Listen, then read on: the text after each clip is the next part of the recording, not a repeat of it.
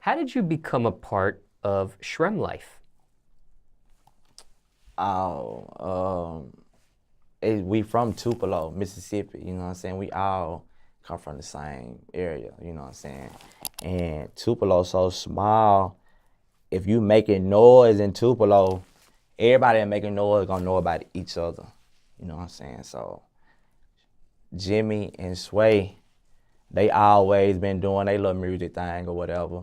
But now I'm like they big brother in the music. Like I was doing my thing too, like getting on stages, you know what I'm saying, at every club, doing my thing as well as they was doing their thing. So my cousin P Nasty, he was an ear drummer, and he ended up bringing them out to Atlanta or whatever, and that's how they end up meeting Mike Will and my cousin. They Jay Strum, he's a DJ, and it's like a family tie. You know what I'm saying? Like, you know what I'm saying? It's just real deep. You know what I'm saying? We all like brothers, family. So it's like real deeper than just music. You know what I'm saying? Like, this genuine. You know what I'm saying? It's strong life over nothing. But not biologically related, technically. Nah, but that wouldn't even make us no closer. Now, do you remember the first time you met Jim or Sway? Mm-hmm.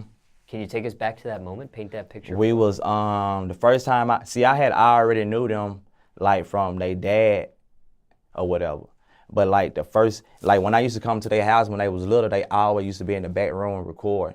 And they dad would be like, they back there recording, woo woo, you know what I'm saying? So I was like, yeah, you know. But at the time I wasn't into music, you know what I'm Ah, saying? I can rap or whatever, but I was like raw star trapping, you know what I'm saying? So I wasn't into no music. I didn't even want to hear nothing about no music really, but he was just always, every time I go over there, he be telling me they be in the back room. So they end up growing up a little bit, you know what I'm saying? So I seen them one time, we was on the block, and they was behind the crib, and we was freestyling, and they started freestyling, you know what I'm saying? Because they had their little group or whatever, and they was freestyling or whatever.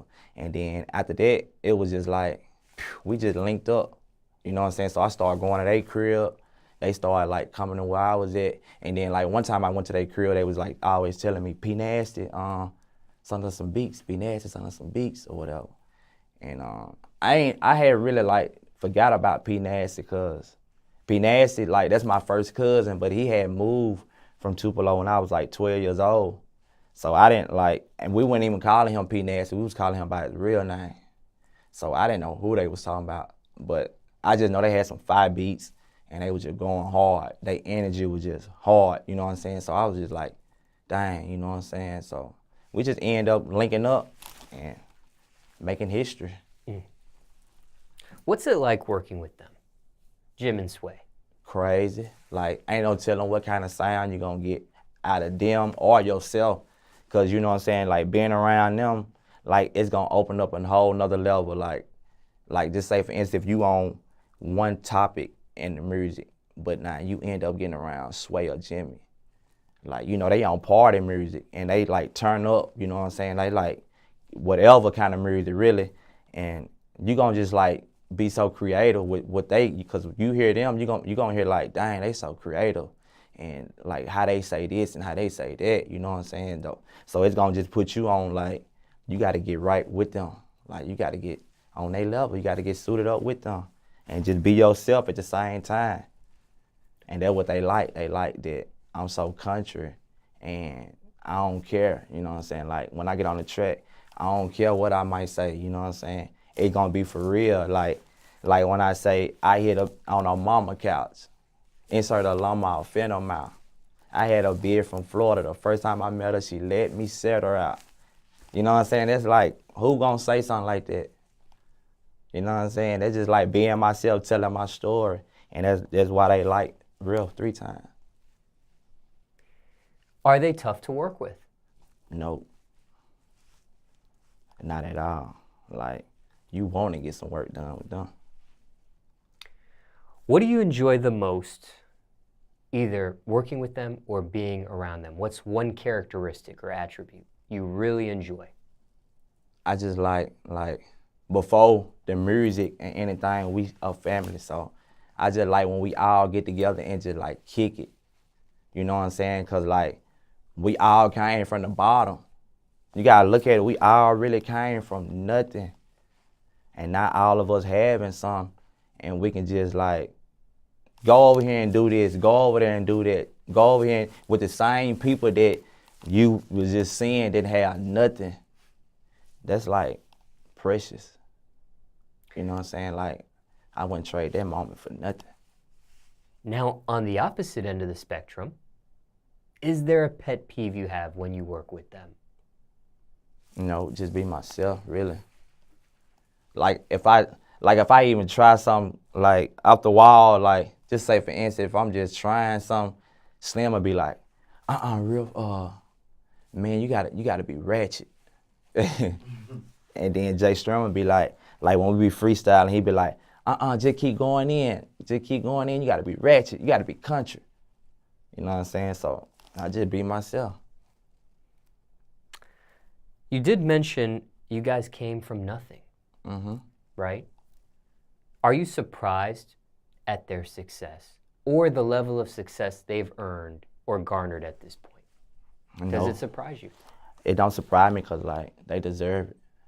Like, I seen them take all the sacrifices and the risk and everything that other people, I know for a fact other people wouldn't do. I seen them do it, like, with my own eyes. That's why I believe and I know that dreams come true. Because I watched them, like, really come from nothing. Are they the same Slim Jimmy and Sway Lee to you from back then? Yes. Like, nothing changed about them. Only thing probably changed about them is they know that they getting a bag out of music now, and they know that it ain't no plan, so it's just like work. You know what I'm saying? But they was already work.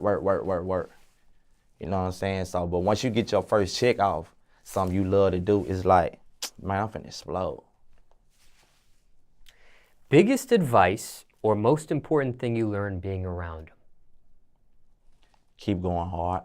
Even though, like, one thing I learned from Sway, he told me, he was like, bro, keep going hard on everything. He was like, it don't matter what beat it is. It can be a trashy beat. It can be a good beat. He was like, all songs ain't gonna be no banger.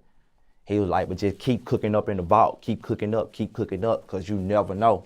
You know what I'm saying? If you catch one good wave, all the other songs that was not bangers, they gonna be bangers to somebody else because you got their attention. So it's just all about consistency. Now, you've done music with them. Was there ever a thought on maybe doing a full project with them as like a collab, like either you and Jimmy together on one project, or you and Sway, or maybe you and both? Or? I mean, it's only right if we do something, it's Strung Like Crew, you know what I'm saying? That's the label that I'm signed to, so it's like me, Slim, Sway, Bobo, Sway. So it's all of us, you know what I'm saying? So it's only right if we do a project, we just get together and go crazy. And then when you got Jay Sremmurd on the beat, you got G-Lo, G-Strim, he make beats. You know what I'm saying? So that's gonna be a full Strung Like Crew project. So it don't get no better than that. You know what I'm saying? And we know we had the trail mix. We always do the trail mix. We're working on trail mix 2 right now. Trail mix 2 is coming right now.